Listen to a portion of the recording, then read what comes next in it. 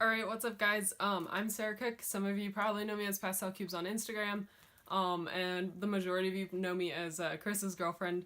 So I've had some requests to do videos and talk about some stuff. I get questions all the time that they seem to be easier to just answer in video form than on like an Instagram post. Yeah, so the biggest one of those is how I got into cubing. I learned how to solve a cube sophomore in high school, and I timed myself and was maybe only ever like 2 minutes. I wasn't very fast, and I kind of thought I couldn't ever improve, so I just put it on a shelf, kind of forgot about it. But then one day I was bored, senior in high school, and I picked it up and was just kind of like, let's see if I still remember how to do this thing. So I got the cross and the first 2 layers done intuitively. I remembered how to do that. But then I had forgotten like the last layer, so I had to look it back up on the Rubik's Cube website. They have like a PDF on there, which is not a great tutorial to learn from. But yeah, so I relearned how to do it, and I remember just solving over and over and thinking like, man, this is crazy. Like, this is so repetitive, but I enjoy doing this so much. But little did I know that there was like a whole community of people just as crazy about cubing as me. It took me a little bit to figure out about the community. I'm not sure how people tend to like dive right in. Like a month, they've been cubing for only a month, and then they like somehow find all the YouTube videos and the Facebook groups. I was not one of those people.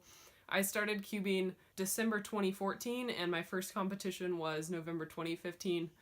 So somehow I ended up finding out there was a competition about 20 minutes away from my house, and I decided to go. My whole family came with me, and they just sat at a table, and I sat with them the whole day because I didn't really know like anyone, obviously, and I didn't really want to like go up and talk to anyone because I'm relatively shy.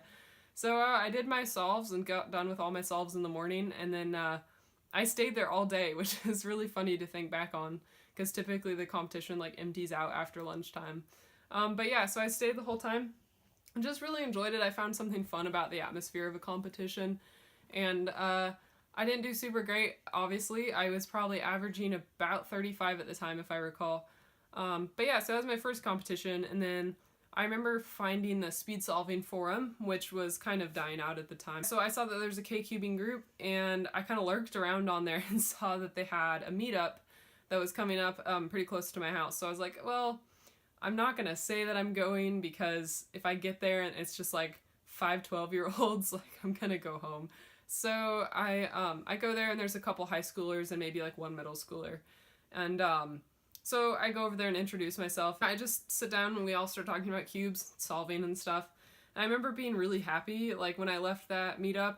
It was just a great time talking with people about cubes and like about a similar interest and stuff. And it wasn't anything crazy. It was pretty like low-key casual, but yeah, it was just a good time. The meetup was right before my second competition.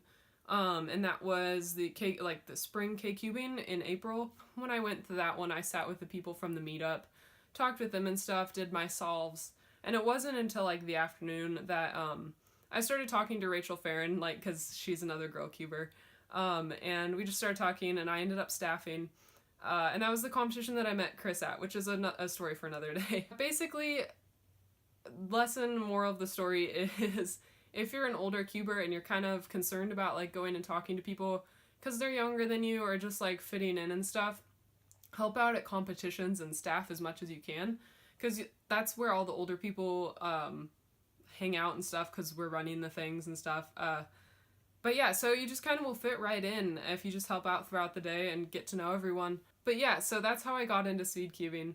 I'm going to be doing more videos. I have some ideas about maybe doing some design related things or posting solves if I finally get that sub 10 in competition, hopefully. So yeah, keep an eye out for some things. I'm always posting things on Instagram more frequently than I probably will be here.